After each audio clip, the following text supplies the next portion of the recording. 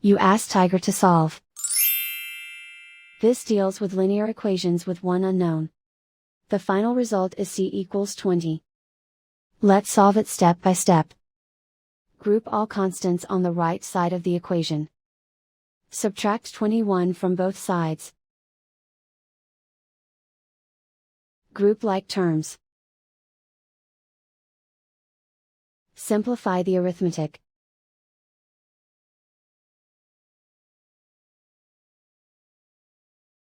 Isolate the c. Multiply both sides by inverse fraction 5/1.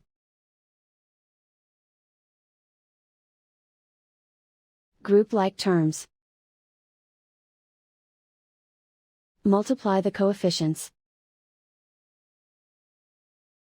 Simplify the fraction. Simplify the arithmetic.